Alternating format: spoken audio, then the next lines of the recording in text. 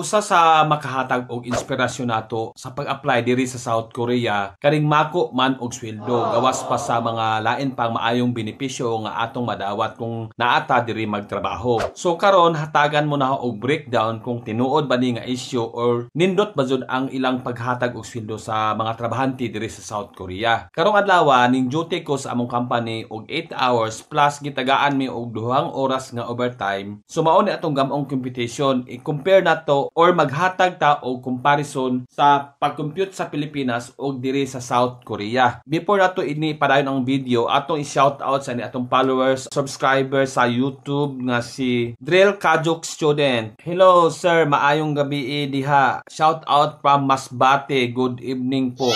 Shout out sir. Unta makakita ka ni nga video kay ako kanang na shout out. So padayon ta unahon nato og compute ang Pilipinas kay para mahatagan ta og comparison kung giunsa ang pag-compute diri sa South Korea nga sweldo pod nga naay 2 oras nga overtime. Tiwasan ning video kung interesado ka kay makurat jud ka ani nga video kung mao day ni tubag nga mao day mako ang ilang pasweldo diri. Unahon nato ni ang Pilipinas kay gikan ako sa company nagsuwat namong kudaan god og kanang papel ba ahon ang suwat para hanay ug hapsay ang atong pag-explain aron dili na pod kaadyo mo taas ni nga video. So ato nang sugdan ang regular nga sweldo sa Pilipinas kay karon wa dili ako updated og pila pero so far sa akong hibaw-an before ko nibalik og South Korea is 385 pa man to wa nako kahibaw og nitaas ba. So ato na lang itaas ang sweldo nga ibutang nato og 500 na lang per day kay na may mga tao bitaw nga 500 per day or something 385. So dili ta magbase sa 500 per day. So kung ay mong 500 per day, kung ma-overtime kag 2 ka oras,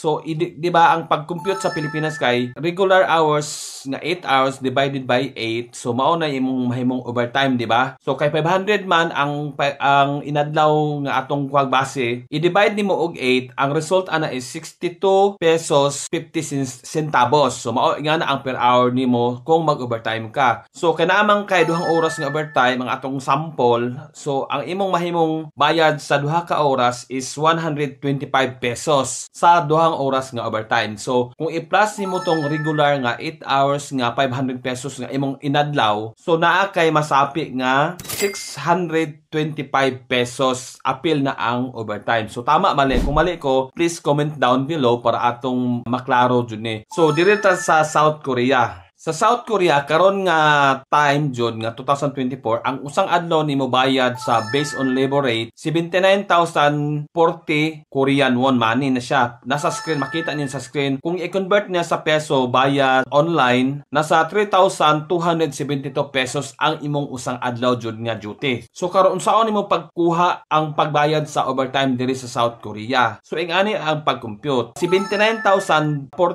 Korean won divided by 8 hours kay mao man ay regular nga oras jud diri nga motrabaho ka is equivalent to 9,880 Korean won. Korean money na siya per hour. So karon na pod ang pagkuha sa overtime diri sa South Korea kanang imong inuras oras is 9,880 i-times nimo siya og 1.5 hours. Klaro ba ni pag-explain? Kay sa Pilipinas gi-divide di ba ang 8 hours gi-divide niya og 8 mao na to siya per hour nga bayaran. Sa South Korea doble ang imong bayad. 1.5 ang bayad ni dako sa og maayo. Ang imong bayad sa usa ka oras nga overtime kay 9,880 times 1.5 man equals 14,820 Korean money. Kung i-convert nato siya sa peso, nasa 614 something inana. So kay 2 oras man kani overtime, so naa kay 14,820 times 2 hours equals 29,640 Korean money. Kung i-convert nimo sa peso, ang 2 oras nimo nga overtime is 1,227 kung sa peso. So karon kay overtime pa man na siya, ang imong i-plus nato ang inadlaw nimong 8 hours nga regular plus nga OT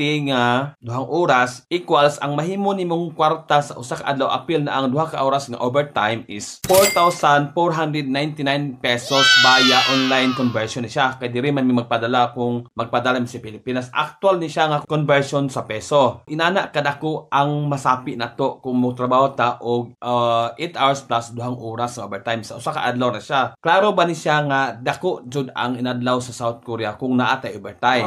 So karon pa lang makahibaw na ka nga ug naa day overtime jud tinuod jud ay nga dako kaadyo og makuha nga sweldo jud tinuod sa mo. Therefore I conclude jud nga sa Pilipinas magkadugay ang imong duty, magkahinay imong kusog, nagkagamay ang bayad sa sweldo. Kani kay comparison naman ning ato jud ha. Diri sa South Korea magkadugay ang imong duty, magkadako ang imong bayad sa imong serbisyo.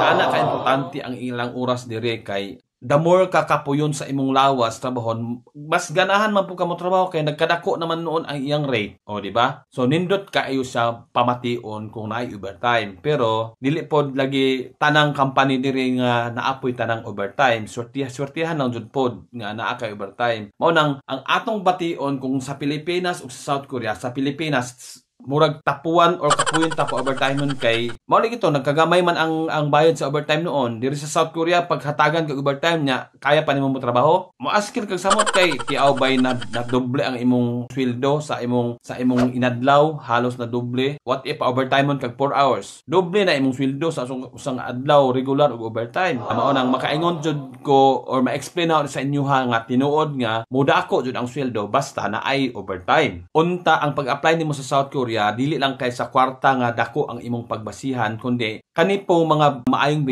benepisyo diri sa South Korea nga nindot jud kay diri ang mga benepisyo. So unta mahatagan kag kalinawan nga inana day ang pag-compute sa sweldo sa South Korea aron ka ma-inspire sa pag-apply ug di ka basta-basta mo surrender kay kaning atong mga pangandoy ubanan natog bitag pagka-porsige bitaw ma-post nimo nga kanang ganahan ka murag maporsige jud ka kay namang kay murag target ba or gusto nga uton. So inana ang atong dapat buhaton. Dita dapat mo surrender. Part man po ni sa living sa South Korea kay once na ga-apply pa lang ka, so maingganyo na ka kay naghatag man ta og klarong explanation wa man ta magama diri o mata magbinotbot. Daghan kay salamat sa insuporta sa mga nag-comments, nag-share, nag-like sa video. Daghan kay salamat.